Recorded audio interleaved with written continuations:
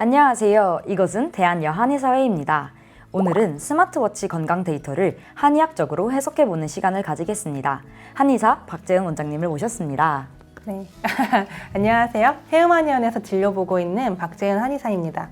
학생분들 공부하느라 되게 바쁘실 것 같은데 어떻게 건강은 잘 챙기고 계시나요? 저는 건강이 나쁘지는 않은 것 같은데 요즘 좀 우려되는 부분들이 있어요. 원장님도 워치 사용하시나요? 거기서 몇몇 알림들이 뜨더라고요. 어떤 알림 뜨셨어요? 한번 같이 봐요. 네, 좋아요. 원장님, 요즘 워치로 수면 점수를 보는데요. 7시간이나 자도 점수가 60점대예요. 이 점수가 정확히 뭘 의미하나요? 수면 점수가 사실 얼마나 잤는지보다는 얼마나 잘 잤는지를 보여주는 지표인데요. 이 스마트워치라는 게 움직임과 심박수를 감지해서 깊은 수면인지 렘 수면인지 등을 추정을 하는데요. 예를 들면은 뒤척임이 적고 맥박이 안정되면 깊이 잠들었다. 아니면 움직임이 많다 하면 얕은 수면으로 보는 방식인데요. 근데 사실 이거는 굉장히 간단한 방식이고요. 정말 정확하게 수면 상태를 보려면은 병원에서 뇌파, 산소 포화도, 심전도, 근전도 다 보는 수면 다원 검사를 봐야 됩니다. 그럼 제 점수가 낮게 나오는 이유도 알 수 있을까요? 그럼요. 그 7시간을 자도 얕은 수면의 비율이 높거나 자주 깨면 점수가 낮게 나올 수 있는데요. 스마트워치는 이런 상태를 뒤척임수나 심박수로 파악을 해서 점수를 좀 낮게 줄 수 있어요. 그럼 관리하는 방법은 있나요? 자기 전에 1시간 동안 스마트폰 내려놓기, 늦은 시간에 카페인 줄이기. 사실 이 두 가지만 지켜도 점수가 올라가는 경우가 많아요. 그리고 만약에 좀 잘 잤는데도 점수가 이상하게 낮다 하면은 사실 기계에 모든 것이 잡히는 건 아니거든요. 이럴 때에는 의사의 추가적인 판단이 필요합니다. 결국 스마트워치는 참고용이고 최종 판단은 전문가가 더 정확하다는 거네요. 네, 맞아요. 기계는 사실 몇 개의 센서로만 이제 판단을 하는 건데 의사들은 더 많은 정보를 종합해서 판단을 하는 거니까요.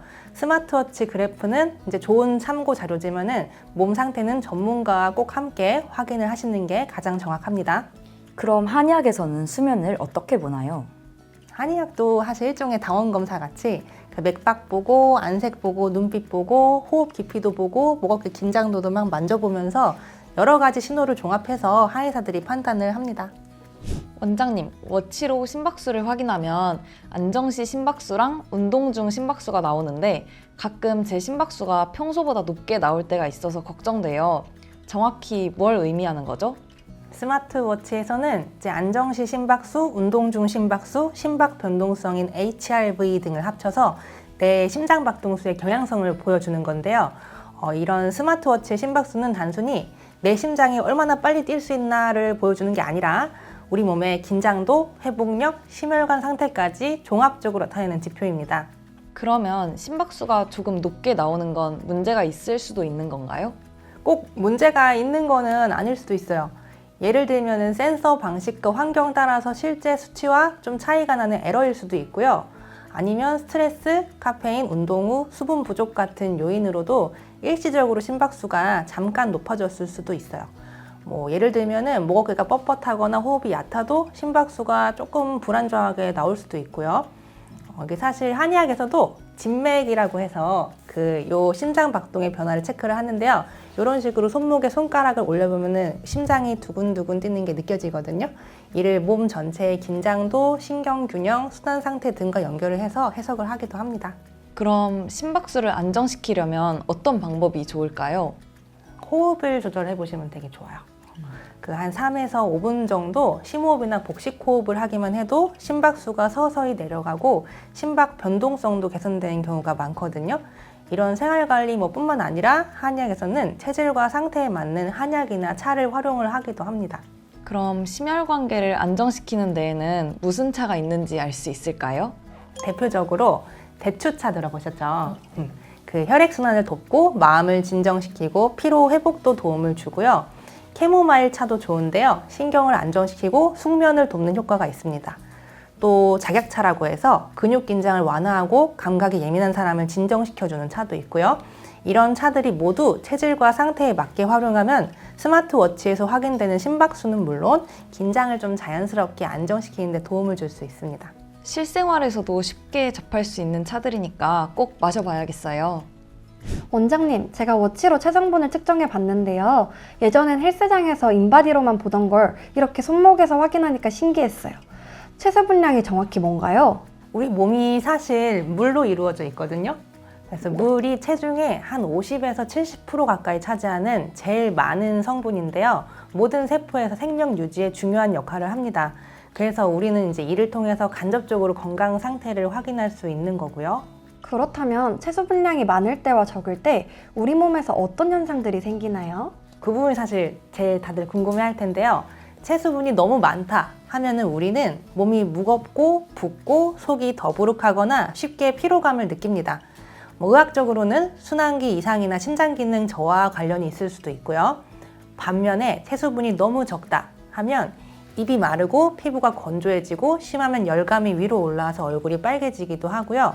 탈수, 피로감, 두통, 혈압 저하 같은 증상이 있기도 합니다. 그러면 인바디나 스마트워치가 없던 옛날에는 체수분량을 어떻게 알았을까요? 사실 과거에는 이런 정밀 기계가 없었어요. 그래서 의사들은 눈으로 보고 만져보는 것만으로 환자의 수분 상태를 파악할 수밖에 없었는데요. 예를 들면은 환자의 입술이 바짝 말라 있어.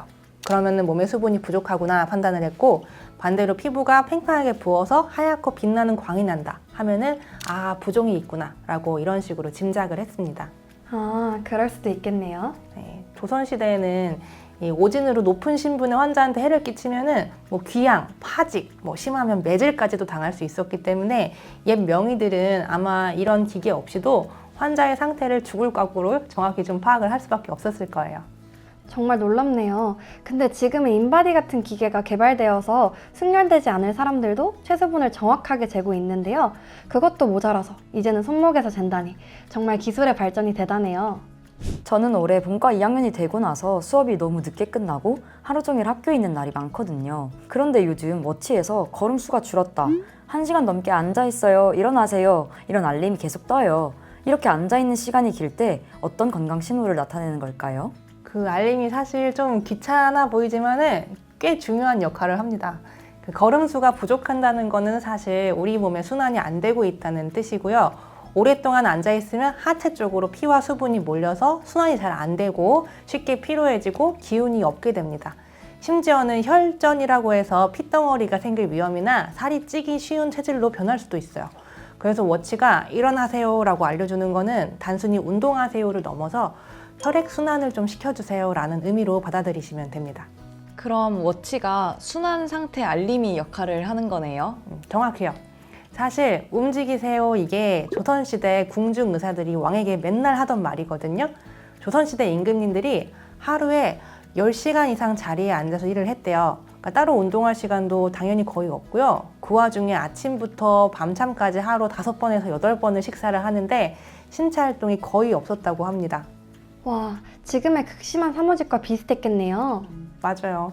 이러한 과식, 운동 부족, 스트레스가 겹치면서 환갑을 넘긴 왕이 거의 없었다고 해요. 오죽하면은 하도 안 움직여서 엉덩이에 종기가 나거나 어두컴컴한 곳에서 글을 매일 읽으니까 눈병을 달고 살았다고 하고요.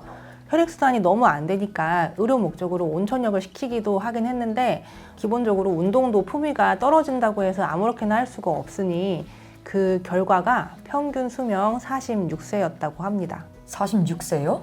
저희 부모님보다도 젊네요. 네. 그런데 이거를 이 손목에 찬 작은 기계가 계속 잔소리를 해주니까 세상이 참 좋아진 거죠.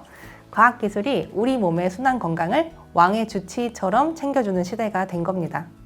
오늘 이야기 정리하자면 수면 점수는 얼마나 잤는가 보다 얼마나 잘 회복했는지를 보여주는 지표였고요. 심박수와 심박 변이도는 우리 몸의 자율신경 균형과 회복력을 나타내는 지표였어요.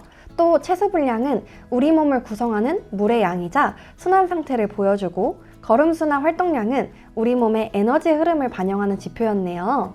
오늘 얘기 들어보니까 스마트워치가 단순한 기계가 아니라 우리 몸의 상태를 읽는 현대판 맥진기 같아요. 맞아요. 스마트워치의 모든 숫자에는 우리 몸의 중요한 흐름이 담겨 있습니다. 데이터를 단순한 수치로 보지 말고 그 안에서 내 몸이 보내는 신호를 읽는 것이 진짜 건강관리의 시작이에요. 다만 꼭 기억하셔야 될 점이 있는데요. 스마트워치에서 나오는 데이터들은 의료진이 진단이나 치료에 사용하는 의료정보와 완전히 같은 것은 또 아닙니다. 그래서 건강관리를 위한 참고용 지표일 뿐이고요. 따라서 수치가 조금 이상하거나 걱정되는 변화가 있다면 스스로 진단을 하거나 방치하지 마시고 반드시 전문 의료기관에 방문해서 정확한 진료와 상담을 받아보시기를 추천드립니다. 한의원도 좋고요. 오늘 저희에게 스마트워치 속 깊은 건강 이야기를 알려주신 원장님 정말 감사합니다. 여러분의 건강 데이터는 어디에 해당하나요? 댓글로 알려주세요. 그리고 구독과 좋아요, 알림 설정까지 부탁드려요. 지금까지 대한여한의사회였습니다. 감사합니다.